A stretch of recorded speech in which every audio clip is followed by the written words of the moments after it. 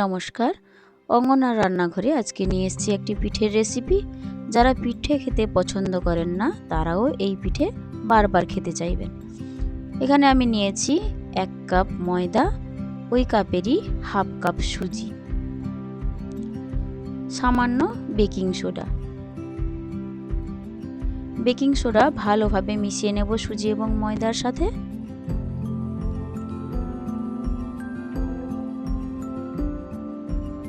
এরপর এর মধ্যে স্বাদমতো লবণ দেব,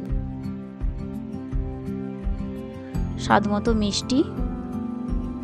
আমি এখানে বাতাসে নিয়েছি, আপনারা চাইলে চিনি নিতে পারেন এবং মিষ্টিটা আপনাদের পছন্দ মতো দেবেন।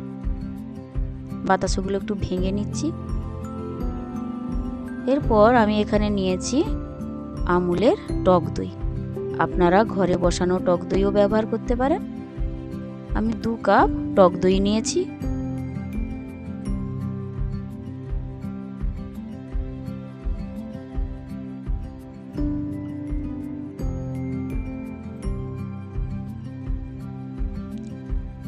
সুজি এবং ময়দার সাথে দইটা মিশিয়ে নেব। Like, comment, share and subscribe.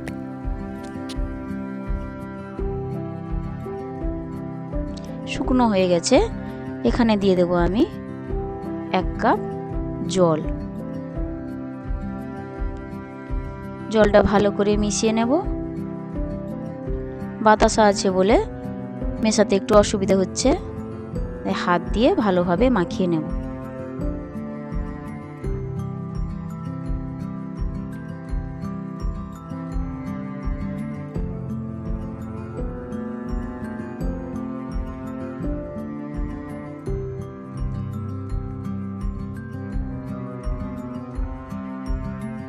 এর মধ্যে দিয়ে দেব আরও হাফ কাপ জল, যেহেতু ব্যাটারটা অনেকটাই ঘন রয়েছে।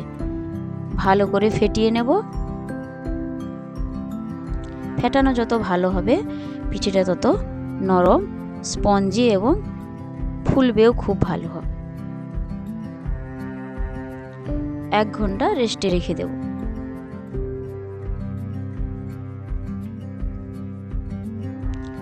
এক ঘন্টা পরে দেখুন ব্যাটারটা এমনই হয়েছে। ব্যাটারটা খুব ঘন হবে না, আবার খুব পাতলাও হবে না। এর মধ্যে দিয়ে দেব সামান্য বেকিং পাউডার। ভালোভাবে মিশিয়ে নেব।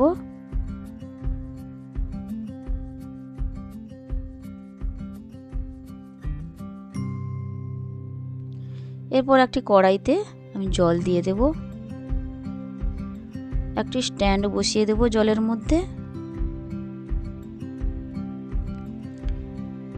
এরপর ইডলি মেকারের একটি প্লেট নিয়েছি আমি। জলটা গরম হওয়া পর্যন্ত অপেক্ষা করতে হবে।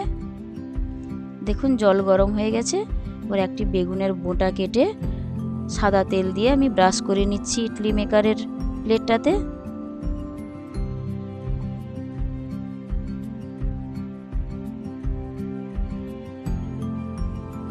তেলটা ভালো করে মাখিয়ে নিয়েছি। এবার ব্যাটারটা দিয়ে দেব। খুব বেশি ভর্তি করে ব্যাটারটা দেওয়া যাবে না, কারণ পিঠেটা ফুলবে।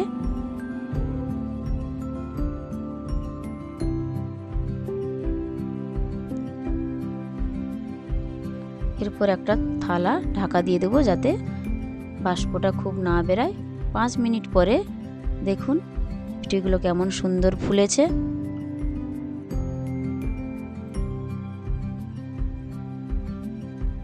আঁচটা কমিয়ে নামিয়ে নেব আমি। দেখুন পিঠেটা কত সুন্দর সাদা ধপধপে হয়েছে এবং কত সহজেই প্লেটটা থেকে উঠে আসছে। পিঠেটা খুবই নরম এবং তুলতুলে হয়েছে। একবার খেলে এই পিঠে বারবার খেতে চাইবেন।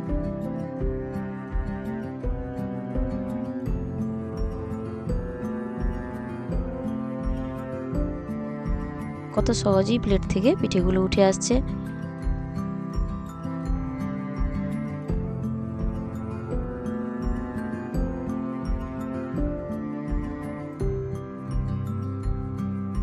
খুব সহজেই এবং কম সময়ে এই পিঠে বানানো যায়।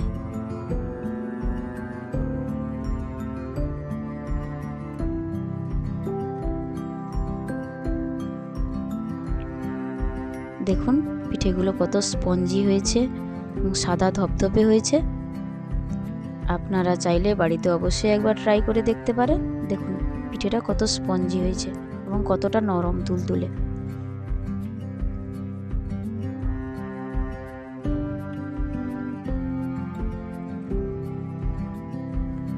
কম সময়ে এবং কম খরচে এই পিঠেটা বানানো যায়। রেসিপিটা ভালো লাগলে অবশ্যই একবার ট্রাই করে দেখবেন। দেখুন ভেতরটা পুরো স্পঞ্জের মতো।